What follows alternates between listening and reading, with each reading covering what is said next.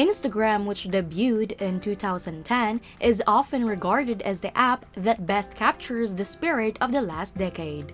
Unlike Facebook and YouTube, which debuted in the previous decade, Instagram was founded in 2010.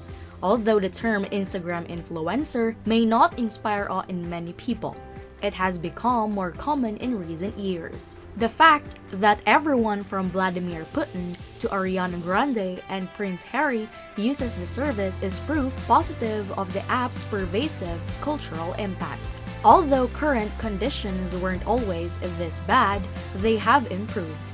How did two nerds from Stanford University end up founding a multi-billion dollar company that even heads of state respect? Whence came to the inspiration for Instagram? Find out the company's size and other interesting and funny details in this video. As you may have guessed, bourbon and whiskey served as the inspiration for what would eventually become Instagram. We probably wouldn't have guessed that. But in 2009, a 27-year-old named Kevin Systrom, particularly fond of fine bourbon and whiskey, wrote an app titled Bourbon. Because of the app's popularity, Kevin Systrom rebranded it as Instagram.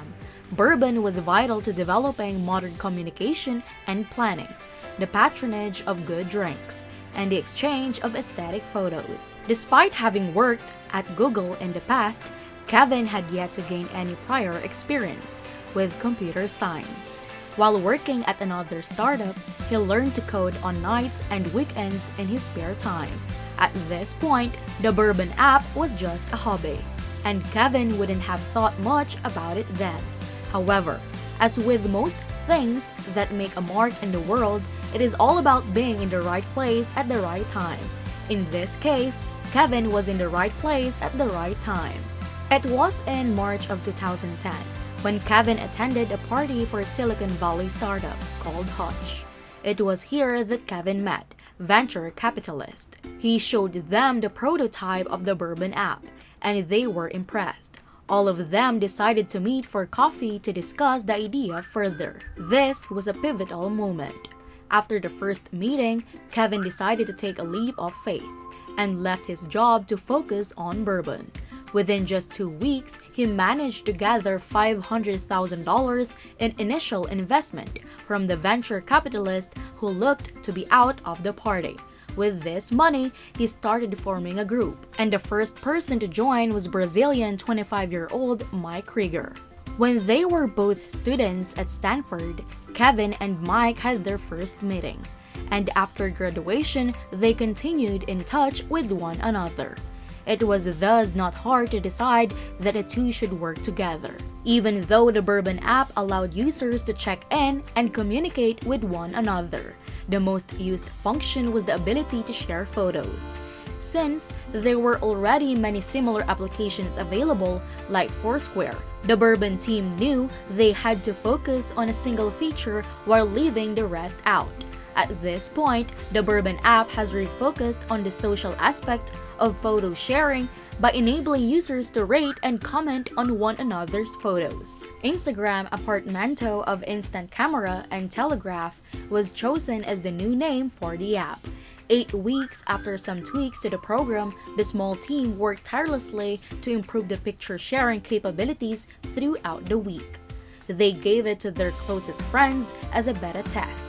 And after working out the kinks with their audience, they released it to the public under the name Showtime. On its first day of public release, October 6, 2010, Instagram had 25,000 users, making it the most popular free application for sharing images. What do you think thus far about the video?